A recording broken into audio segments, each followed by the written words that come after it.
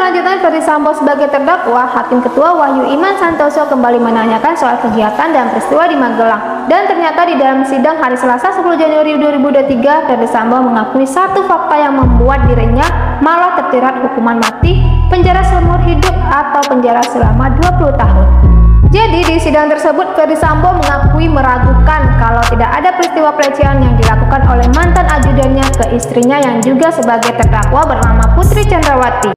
Kalau ditanya pendapat saya, pasti Ricky sudah mengetahui bahwa ini situasi di sana, sebagaimana keterangan saksi-saksi kemarin bahwa istri saya ini pulang mendadak, kemudian ada peristiwa di sana. Itu kemungkinan, tapi saya kemungkinan, oke. Karena kemarin dalam banyak pihak yang meragukan kejadian yang dialami oleh istrinya tersebut karena peristiwa pelecehan yang seharusnya tidak ditutup-tutupi dengan kebohongan. Tak hanya satu kali, tapi ada lebih kebohongan Ferdy Sambo. Mulai dari tempat kejadian pelecehan yang awalnya berada di rumah dinas, tapi karena saat itu tidak ditemukan adanya tindakan pelecehan, Ferdy Sambo dan tim malah mengganti tempat kejadian pelecehan ke Magelang. Tempat di mana Ferdy Sambo dan Putri merayakan hari pernikahan dan menjenguk anaknya yang sedang bersekolah. Lalu mengatakan soal Brigadir J sudah meninggal, tapi saat melihat CCTV ternyata Brigadir J masih hidup. By the way, CCTV ini merupakan satu-satunya CCTV yang merekam dan mengungkap fakta tentang keberadaan Brigadir J, sementara CCTV lainnya entah gimana ceritanya dinyatakan rusak. Ada banyak kebohongan Ferdy Sambo yang akhirnya terungkap setelah hampir 100 anggota kepolisian diperiksa. Satu persatu dari mereka pun memberikan keterangan yang setelah disesuaikan dengan berita acara pemeriksaan milik Ferdy Sambo itu berbeda. Lalu datang dari ajudan Ferdy Sambo saat ia menjabat sebagai Irjen. Para ajudan yang awalnya bernyanyi berdasarkan kertas yang sama, tapi perlahan banyak perbedaan keterangan yang diungkap di persidangan.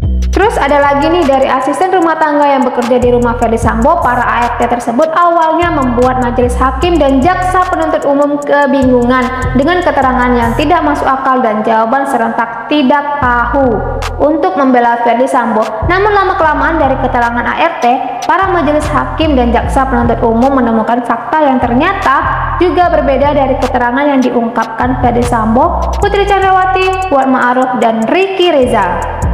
Sementara nih, dalam sidang 10 Januari 2023, Hakim juga menyoroti protokol keluarga terdakwa yang dikatakan sangat ketat. Protokol yang ketat yang digadang-gadang oleh Ferdy Sambo ternyata hanya sekedar keterangan untuk menutupi sesuatu. Karena protokol yang seharusnya ketat malah tidak dijalankan oleh ajudan yang bernama Ricky Rizal dan ART Kuat Ma'ruf.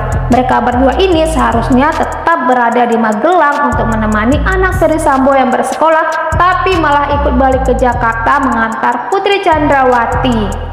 Padahal saat itu ada dua ajudan yang mengawal Putri Chandrawati bernama Brigadir J dan Baradae. Sebenarnya ada yang ganjil sih. Ditambah dalam sidang Ferdy Sambo mengakui kalau pengakuan Putri Chandrawati soal pelecehan ternyata hanya kemungkinan. Sebenarnya Ferdy Sambo ini meragukan pengakuan Putri Chandrawati nggak sih? Atau berlindung untuk menjadikan istrinya tumbal? Atau gimana ya? sebagaimana diterangkan oleh saksi-saksi sebelumnya, termasuk terdakwa sendiri menerangkan, terdakwa Ricky Rizal dan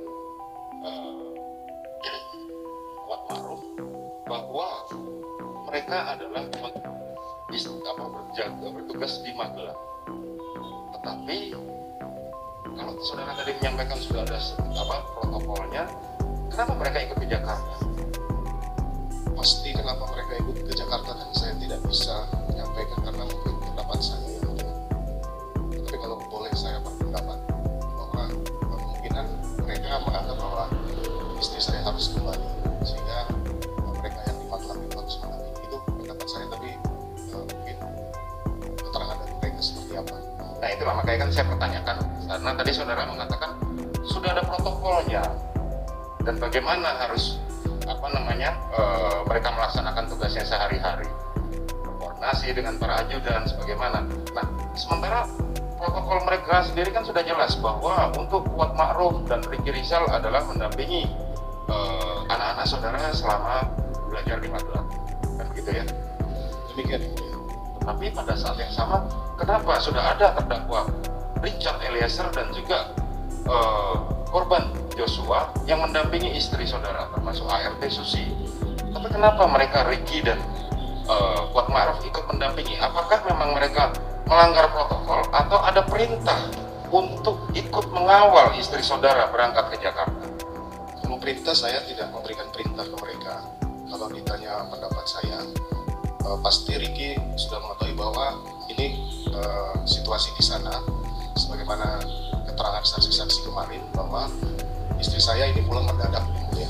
Ada peristiwa di sana. Itu kemungkinan, tapi saya Kemungkinan, oke. Karena kemarin dalam keterangannya terdakwa Ricky Rizal menyampaikan bahwa dia mendapatkan perintah oleh istri saudara untuk ikut berangkat, kemudian